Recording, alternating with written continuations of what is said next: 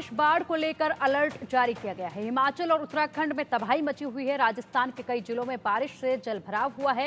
UP और बिहार के कई शहरों में बाढ़ जैसे हालात बने हुए हैं। उत्तराखंड के कई जिलों में बारिश का अलर्ट दिया गया है। कई मौतें हुई हैं। एमपी, राजस्थान और गुजरात में भारी बारिश का अलर्ट है। महाराष्ट्र में अगले 4 दिनों के लिए भारी बारिश का अलर्ट जारी किया गया है। केरल के वायनाड में गांव तबाह हो गए हैं। तो देखिए, चारों तरफ मॉनसून में तबाही मची हुई है। अलग अलग राज्यों की जानकारी हम आप तक पहुंचा रहे हैं। महाराष्ट्र में अगले 4 दिनों तक बारिश का अलर्ट जारी किया गया है। केरल के वायनाड में गांव के गांव तबाह हो चुके हैं। देश भर में बारिश से त्राहिमाम हो चुका है और नदी नाले जो हैं वो पूरी तरह से उफान पर आ चुके हैं। कई इलाके, कई राज्य ऐसे रहे जिसमें बादल फटने की खबरें निकलकर सामने आई, जिसके बाद कई तरह के नुकसान की खबरें भी निकलकर सामने आई। और वहीं देश भर के कई राज्यों में अभी भी बारिश का अलर्ट जारी किया गया है। महाराष्ट्र में 4 दिनों के लिए बारिश का अलर्ट है। केरल के वायनाड में गांव तबाह हुए हैं।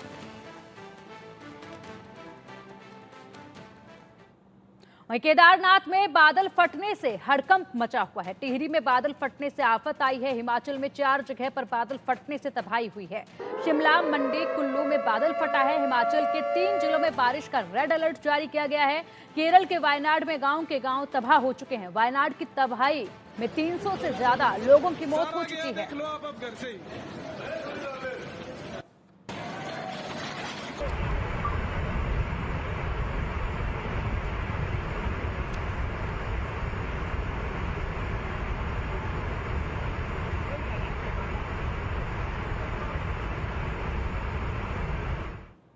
वहीं आज केदारनाथ में फंसे श्रद्धालुओं को रेस्क्यू किया जा रहा है। एमआई और चिनुक से रेस्क्यू किया जाएगा।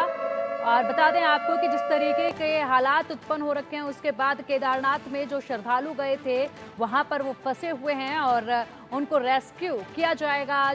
आज इन श्रद्धालुओं को रेस्क्यू किया जाएगा। एमआई और चिनुक से इन श्रद्धालुओं को आज वहां पर रेस्क्यू किया जाएगा। कितने ये श्रद्धालु हैं, क्या इनकी संख्या है, ये रेस्क्यू ऑपरेशन पूरा होने के बाद ही पता चल पाएगा, क्योंकि आज ये रेस्क्यू ऑपरेशन शुरू किया जाएगा। उत्तराखंड में कई जगहों पर बाढ़ बारिश से हालात बिगड़े हुए हैं। उत्तराखंड के हालात पर पीएम मोदी की भी नजर बनी हुई है। सीएम धामी ने सोशल मीडिया पर जानकारी दी। रेस्क्यू के लिए चिनुक MI-17 हेलीकॉप्टर रवाना किया गया है। उत्तराखंड में कई जगह पर बारिश से हालात पूरी तरह से बिगड़े हुए हैं और उत्तराखंड में जो तबाही आ चुकी है उसके ऊपर लगातार प्रधानमंत्री मोदी की भी नजरें बनी हुई हैं। लगातार वो अपडेट ले रहे हैं और इसी कड़ी में जो है मुख्यमंत्री ने भी सोशल मीडिया प्लेटफॉर्म X पर पोस्ट कर जानकारी दी है और रेस्क्यू ऑपरेशन से जुड़ी ये जानकारी साझा की है।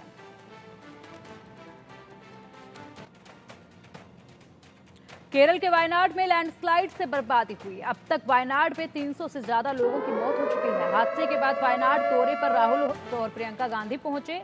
आज भी हालातों का जायजा लेंगे राहुल और प्रियंका गांधी। तो देखिए, वायनाड में जिस तरीके की तबाही मची है, उसके बाद राहुल गांधी और प्रियंका गांधी वायनाड पहुंचे हैं, जहां पर वो लगातार जानकारी ले रहे हैं। पीड़ितों का हालचाल वो जान रहे हैं, किस तरीके से रेस्क्यू ऑपरेशन वहां पर हो रहा है, क्या हालात हैं, इसकी जानकारी, इन हालातों का जायजा वो वहां पर ले रहे हैं। और आज शाम तक राहुल गांधी और प्रियंका गांधी वहीं पर रहने वाले हैं। उसके बाद दिल्ली के लिए वो रवाना हो जाएंगे। तस्वीरें अलग अलग आपको हम लगातार दिखा रहे हैं कि किस कदर चारों तरफ तबाही का ये मंजर है और वायनाड में जिस तरीके की तबाही आई है वो सबकी रूह कपा देती है, क्योंकि यहाँ पर कई मौतें भी हुई हैं। और ये 6 तस्वीरें हैं। इन 6 तस्वीरों के जरिए आप देखकर ये अंदाज़ा लगा सकते हैं कि तबाही का ये मंजर वहां पर कैसा है।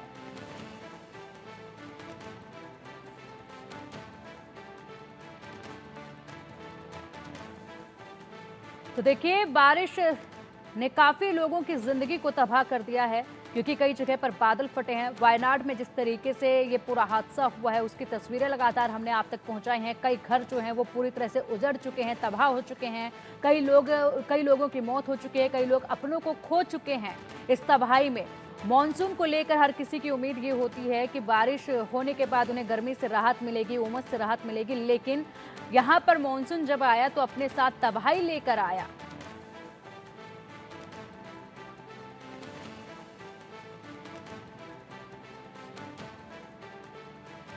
और चलिए, अधिक अपडेट के लिए हमारे सहयोगी वायनाड से आनंद हमारे साथ जुड़े हुए हैं और देहरादून से सचिन हमारे साथ जुड़े हुए हैं।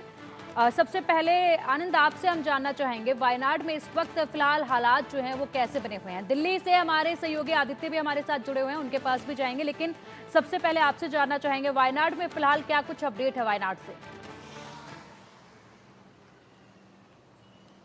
जी देखिए, जिस तरह से वायनाड में अभी हालात हैं उसको अच्छा नहीं कहा जा सकता है, क्योंकि कल जहां पे मौत के जो आंकड़े थे वो 276 था, आज वही करीब 298, मतलब इसको कह सकते हैं कि ऑलमोस्ट 300 के आसपास ये आंकड़े आ चुके हैं। और अभी भी करीब 250 से ज़्यादा लोग ऐसे हैं जो मिसिंग हैं, उनके बारे में अभी कुछ नहीं पता है प्रशासन को कि ये लोग कहाँ हैं, क्योंकि जिस तरह से लैंडस्लाइड हुई थी उसके बाद से ही सोमवार के सुबह से ही ये सारे लोग मिसिंग हो गए हैं और इनका अभी तक पता नहीं चल पाया है। मगर प्रशासन वहीं जो है, दूसरी तरफ इंडियन आर्मी है, कोस्ट गार्ड है, इंडियन एयरफोर्स है और तमाम एजेंसियां हैं जो लगातार राहत और बचाव कार्य में लगी हुई हैं और कोशिश जारी है कि पहले आज चूंकि चौथे दिन में एंटर कर रहा है रेस्क्यू ऑपरेशन और बारिश यहाँ लगातार हो रही है, तो ऐसे में उनका जो पहला प्लान ऑफ एक्शन है तो वो है कि अब लोगों को, जो जिंदा लोग अभी भी जिनकी उम्मीदें हैं कि वो कुछ लोग जिंदा हो सकते हैं अभी भी उन मलबों के पास में, तो उनको ढूंढने की पूरी कोशिश की जा रही है। और जैसा आप अभी देख रही हैं, जब हम बता रहे हैं कि मलबों में ढूंढने की कोशिश की जा रही है, तो आप यहाँ देख सकती हैं तस्वीरों में कि किस तरह से ये हैवी इक्विपमेंट्स यहाँ लाए जा रहे हैं। पोपलिन है हिटाची की, ये सैनिक की जो लेकर आई जा रही है, प्रशासन ने इनको मंगवाया है ताकि जो मिट्टियाँ हैं वहाँ पर, जो मलबे हैं जहाँ पे घरों में दब चुके हैं, वो उन मलबों से दब चुके हैं, तो वहाँ से किस तरह से इन हैवी मशीनों से उसको हटाया जाए। और कल जिस तरह से हमने देखा कि इंडियन आर्मी ने वहाँ पर जो बेली पुल था वो टूट गई थी, लैंडस्लाइड में वो बह गई थी, पूरी तरह क्षतिग्रस्त हो गई थी, तो उसकी जगह पे एक टेम्पररी पुल जो है वहाँ पे प्रशासन, इंडियन आर्मी ने के लोगों ने बनाया। 122 बटालियन के जो जवान थे वो दिन रात उस पर मेहनत करते रहे और महज 1.5 दिन में वो पुल बनाकर उन्होंने रेडी कर दिया, ताकि ये जो बड़े बड़े तमाम बड़ी मशीनें हैं तो उनको वहाँ ले जाकर वहाँ पर रेस्क्यू ऑपरेशन को और स्पीड किया जा सके, उसको और पेस दिया जा सके। क्योंकि आज चौथा दिन है, 96 घंटे से ऊपर हो चुके हैं, तो लोगों के मतलब जिंदगी और मौत का जहाँ पे एक लड़ाई चल रही हो कि अभी भी अगर कुछ जिंदगियां वहाँ बाकी हैं तो किस तरह से उनको रेस्क्यू किया जाए, तो उसके लिए सरकार हो, राज्य सरकार हो, इन सब ने मिलकर अपनी कमर कस रखी है ताकि लोगों की जो उम्मीद है उनकी सांसों को ना थमने दिया जाए। मगर चांसेस उसके कम लग रहे हैं, 96 घंटे से ऊपर का वक्त हो गया है। मगर कोशिश यह भी है, दूसरी कोशिश जो एजेंसी सारी करेंगी कि उन मलबों के नीचे जो लोग अभी भी दबे हुए हैं, जिनकी डेड बॉडीज अभी तक निकल रही हैं, तो उनको भी बाहर निकाला जाए और जल्द से जल्द उनका आइडेंटिफिकेशन करा के, उनका पोस्टमार्टम कराकर उनको फिर उनके परिजनों को सौंपा जाएगा। ठीक है आनंद, वहीं अगर एक अंदाजा लगाया जाए तो क्या लग रहा है कि मलबे के नीचे अभी कितने और लोग हो सकते हैं, कोई संख्या का अगर अनुमान लगाया जाए? और इसके अलावा अगर बात करें तो वहां के अस्पतालों की क्या स्थिति है फिलहाल?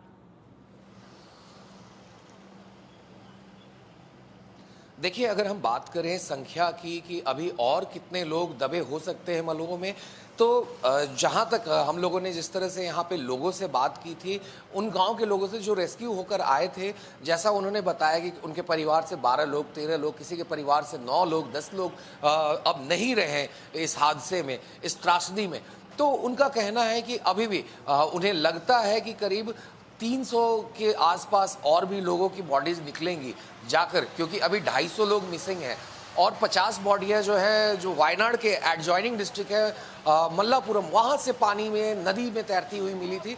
तो अगर इस तरह से देखा जाए तो अभी भी लोगों की उम्मीद है कि 200 से 250 बॉडीज और रिकवर हो सकती हैं, क्योंकि जो पूरा गांव था वहां पे करीब जो आबादी थी वो 4000 के आसपास की आबादी थी और उन अभी तक यहाँ पे 3 गांवों से प्रशासन ने करीब 9000 लोगों को यहाँ रेस्क्यू करके लाया है रिलीफ सेंटर्स में।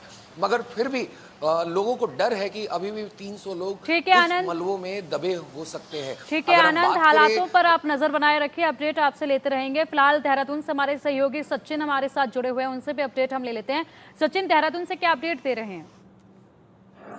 देखिए, सबसे पहले अपडेट ये है कि जिस प्रकार से जो है कल जो है रेस्क्यू किया गया है, 90 से ज्यादा लोगों का रेस्क्यू किया गया है, करीबन जो है वहां पर जो है 5 हेलीकॉप्टर लगाए गए थे कल दिन के समय पे। और साथ ही जो है जो आपदा प्रबंधन विभाग है या सरकार है, सरकार ने जो है केंद्र सरकार से केंद्र सरकार के माध्यम से जो है एयरफोर्स से जो है गुजारिश की थी हेलीकॉप्टर MI-17 के लिए। तो आज भी रेस्क्यू किया जाएगा, लेकिन कल जो 350 से ज्यादा लोग निकाले गए हैं, उसके बावजूद भी लोग निकाले गए हैं और आज भी रेस्क्यू अभियान चलेगा। वहीं ठीक। आपदा प्रबंधन विभाग की बात करें तो लगातार जो है आपदा प्रबंधन विभाग नजर बनाए हुए हैं, वह सड़कों की बात करते हैं। क्योंकि जिस प्रकार से सड़कों के जो लैंडस्लाइडिंग है, सबसे ज्यादा जो सड़कें हैं, जो ग्रामीण सड़कें हैं उत्तराखंड की, वो जो सबसे ज्यादा बंद है। बाकी नेशनल हाईवे और स्टेट हाईवे खुले हुए हैं। और जिस प्रकार से जो है कल मुख्यमंत्री वहां पर गए, जो श्रद्धालु हैं, उनसे फीडबैक लिया है कि किस प्रकार की व्यवस्था है, क्या है।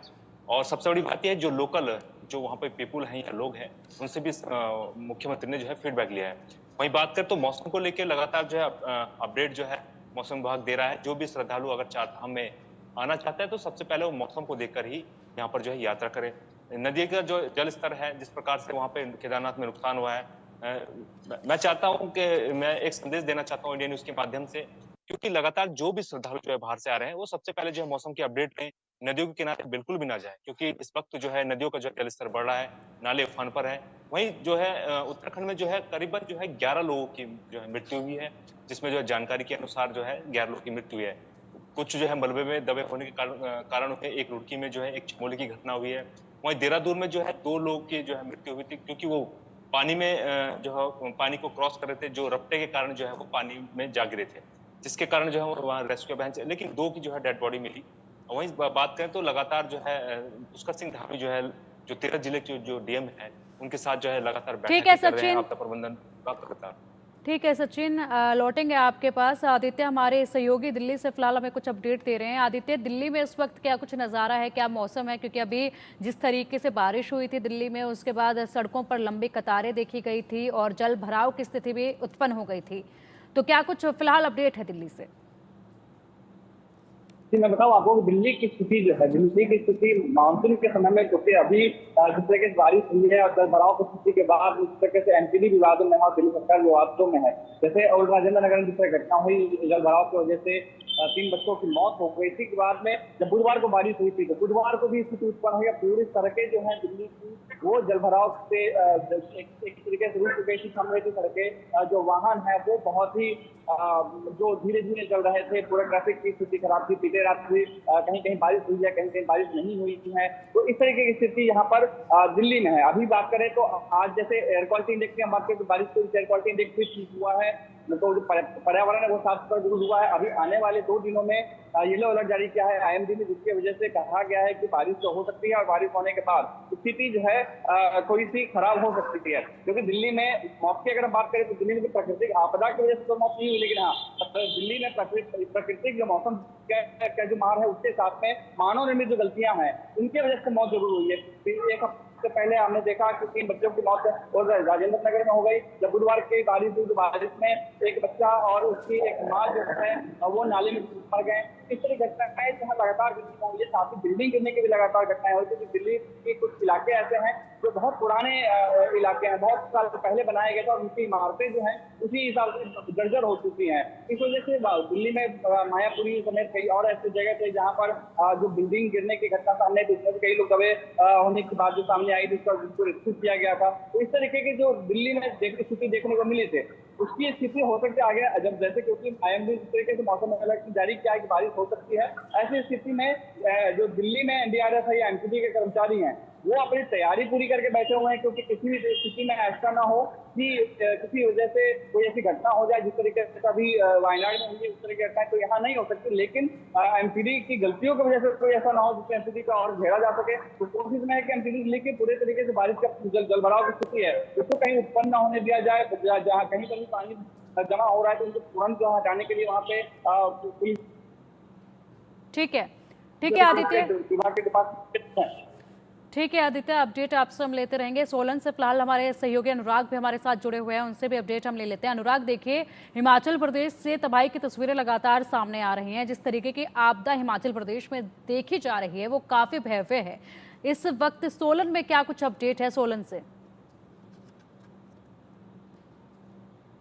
दे दूं, क्योंकि सोलन बिल्कुल ऑलमोस्ट साफ है। हिमाचल में और जगहों पर जहां पर जो अभी तक हिमाचल की स्थिति बनी हुई थी, वो बिल्कुल ये कह सकते हैं कि कुदरत का जो कहर है वो हिमाचल में पिछले 24 घंटों में हमें देखने को मिला है। और एक ही रात में अगर आपने देखा होगा 5 जगह पर बादल फटे थे, और 5 जगह के बादल फटने से 53 से अधिक लोग जो है वो मिसिंग हैं, जिसमें से 5 के शव बरामद कर चुके हैं। 48 लोगों को अभी भी छानबीन उनकी जारी है। अगर हम उसी तरह से जैसे रामपुर की बात करें, रामपुर शिमला का जो क्षेत्र है रामपुर, वहां पर 36 लोग जो हैं अभी भी उनके लिए बचाने के लिए रेस्क्यू जो है वो काम किया जा रहा है। किसी के शव मिल रहे हैं, किसी के हाथ मिल रहे हैं, किसी के पांव मिल रहे हैं। इस तरह की स्थिति जो है वो हिमाचल में देखने को मिल रही है। उसी तरह से मंडी की चौराह घाटी की बात करें तो 3 मकान ढह गए थे लगातार, जिसमें थे 7 एक ही परिवार के 5 लोग एक जगह में और 2 लोग अलग, 7 लोग जो हैं वो मिसिंग बताए गए हैं। उसी तरह से अगर हम कुल्लू की बात करें उनकी, तो वहां पर भी जो है वो इसी तरह की स्थितियां बनी हुई है, लगातार रेस्क्यू चल रहा है। और मैं आपको एक अपडेट देना चाहूंगा, जहां पे मलाना की एक टनल है जिसमें अभी भी ऑलरेडी, क्योंकि वो पानी का सबस्टेशन है, पानी से वहां पर हाइड्रो पावर प्रोजेक्ट है, जिसके अंदर जो है 4 लोग अभी भी फंसे हुए हैं। उनकी हालांकि सुरेंद्र शौरी से भी बात हुई थी, हमने कल शाम को भी उनकी बातचीत जो है अपने चैनल में दिखाई थी। तो इस तरह से अभी जो स्थितियां बनी हुई हैं, लगातार 24 घंटों से हम देख रहे हैं कि हिमाचल की स्थितियां अभी फिलहाल कोई ऐसा नहीं है, पूरे हिमाचल में कोई दोबारा जो है वो ऐसी स्थिति नहीं उत्पन्न हुई है, परंतु 36 घंटे का जो अलर्ट है वो अभी भी जारी है। ऑरेंज अलर्ट में हिमाचल अभी भी स्थिति में ऐसी बना हुआ है। जस्ट ऐसा स्थिति है, रेस्क्यू चल रहा है, हिमाचल की ये स्थिति है। जी पिंकी। बिल्कुल अनुराग, इसी के अलावा अगर बात करें तो सोलन में क्या बारिश को लेकर कोई अलर्ट फिलहाल जारी किया गया है? जी बिल्कुल पिंकी, सोलन ही नहीं, पूरे 10 के 10 जिलाओं की बात करूंगा। 2 जिला सिर्फ लाहौल स्पीति और किन्नौर, ये 2 जिला ऐसे हैं जिनकी अभी तक जिनको बारिश की संभावना नहीं है, परंतु बाकी 10 जिलों में ऑरेंज अलर्ट पर आईएमए ने रखा हुआ है। और हर जगह में बारिश और बादल फटने की समस्या के लिए सरकार ने जो है वो सतर्क रहने के लिए भी आम जनता से गुजारिश की है, और ये कहा है कि नदी नालों के नजदीक ना जाए, रोड क्रॉस ना करे। सबसे बड़ी बात रेस्क्यू में जब आती है हिमाचल में, तो हिमाचल में होता यह है कि रोड बह जाते हैं, उस वक्त बचाव दल जो है वो आना जाना बहुत मुश्किल हो जाता है। वो एक बहुत बड़ी समस्या है। उसी के साथ में पानी की समस्या आ जाती है, बाढ़ के साथ में पीने के लोगों के लिए पानी नहीं मिलता, बिजली नहीं मिलती। इस तरह की समस्याएं जो है अभी भी लगातार चल रही हैं और हिमाचल के लोग उससे जूझ रहे हैं। जी बिंकी। ठीक है, शुक्रिया आपका फिलहाल सचिन इन तमाम अपडेट्स के लिए। आनंद, आदित्य, अनुराग, आपका भी शुक्रिया इन तमाम अपडेट्स के लिए। तो देखिए, अलग अलग इलाकों से आपको अपडेट दिया है हमने कि किस तरीके की स्थिति फिलहाल बनी हुई है। मूसलाधार बारिश, बाढ़ और भूस्खलन से देश के आधे हिस्से में तबाही मची हुई है। देवभूमि हिमाचल और उत्तराखंड बादल फटने से कोहराम मच गया है। अब तक 15 से ज्यादा लोगों की मौत हो चुकी है, वहीं कई लोग लापता हैं। देखिए ये रिपोर्ट।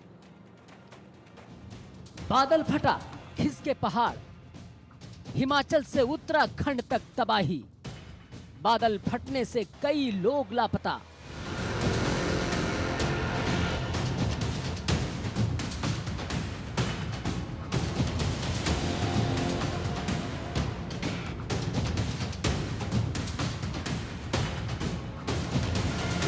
पहाड़ों पर इन दिनों भारी बारिश का कहर देखने को मिल रहा है।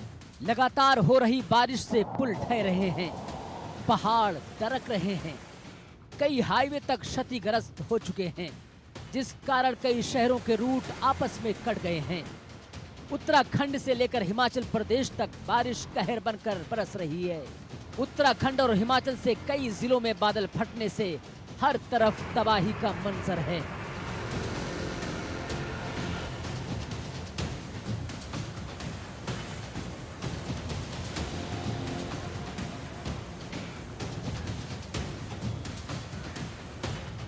इन तस्वीरों को देखिए। ये तस्वीरें हिमाचल और उत्तराखंड के उन जिलों की हैं जहां बीते 24 घंटे में बादल फटने से तबाही हुई है और कई लोगों को अपनी जान गंवानी पड़ी है। कई घर पानी के तेज बहाव में बह गए, सड़कों को भी भारी नुकसान पहुंचा है। हिमाचल के कुल्लू, मंडी और रामपुर में बादल फटने से भारी तबाही हुई है। इसका एक वीडियो भी सामने आया है जिसे देखकर आपके भी रोंगटे खड़े हो जाएंगे। वीडियो कुल्लू के मनाना इलाके का है। यहाँ देर रात भारी बारिश से पार्वती नदी उफान पर है, जिसमें एक 4 मंजिला इमारत महज 7 सेकंड के अंदर नदी में समा गई।